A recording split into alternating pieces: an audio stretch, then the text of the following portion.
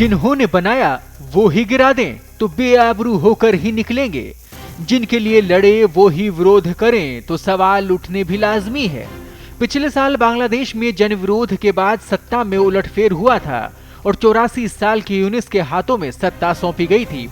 बड़े ही नाटकीय तरीके से कुछ समय पहले बांग्लादेश की सत्ता में आए अंतरिम प्रधानमंत्री और नोबेल शांति पुरस्कार विजेता मोहम्मद यूनुस के इस्तीफे की चर्चा तेज है। छात्र आंदोलन के बाद अगस्त 2024 में सत्ता संभालने वाले यूनुस ने खुद स्वीकार किया है कि मौजूदा हालात में वे काम नहीं कर पा रहे हैं।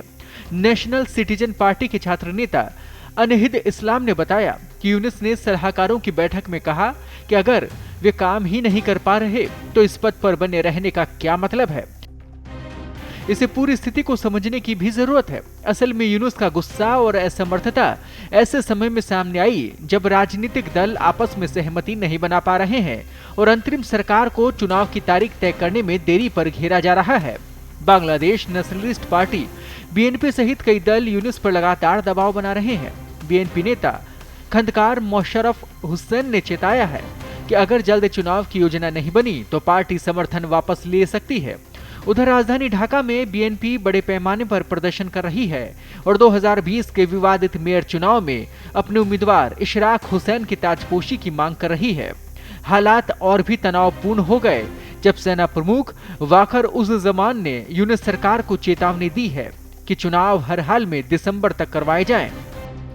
जमान ने सरकार के उस प्रस्ताव को भी खारिज कर दिया जिसमें म्यांमार के रखाइन राज्य के लिए मानवीय गलियारा बनाने की बात कही थी। उन्होंने इसे राष्ट्रीय संप्रभुता के खिलाफ बताया। विपक्ष पहले ही इस प्रस्ताव को एक तरफा और अवैध बता चुका है। इसका मतलब जिन लोगों ने यूनुस को सत्ता देने में भूमिका निभाई वही लोग उन्हें उतारने में लगे हैं। ऐसे में बांग्लादेश एक बार फिर नेतृत्व संकट से घिर गया है।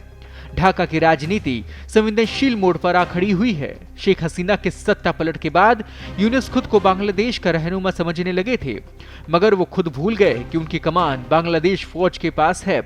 यूनुस एक समय चीन और पाकिस्तान के साथ दोस्ती का दम भर रहे थे, मगर अब इस संकट में उनका साथ शायद ही कोई दे। एक और जहां बांग्लादेश फौज ने यूनुस को 3 महीने का टारगेट दिया है, उसे घबराए यूनुस इस्तीफा दे सकते हैं। वहीं भारत ने कालादान प्रोजेक्ट की तेजी से पूरा करने के लिए कमर कसी है, तो वहीं बांग्लादेश को दी गई एक प्रमुख ट्रांसशिपमेंट सुविधा वापस ले ली गई है। इसकी वजह से बांग्लादेश का भूटान, नेपाल और म्यांमार के साथ व्यापार प्रभावित हो रहा है। सेना प्रमुख जनरल वाकर उज जमान की 2 टूक चेतावनी के बाद यूनुस इस्तीफा देने पर विचार कर रहे हैं और प्लान बी की तैयारी में जुट गए हैं और कहा जा रहा है कि यूनुस अब सत्ता में बने रहने के लिए सड़कों पर ताकत दिखाने जा रहे हैं। वहीं राजनीतिक गलियारों और अन्य सैन्य हलकों में उनकी मंशा को लेकर गंभीर सवाल उठने लगे हैं। ताजा अपडेट्स और बड़ी खबरों के लिए बने रहें पत्रिका के साथ। मैं हूं आपके साथ कृपाशंकर शर्मा।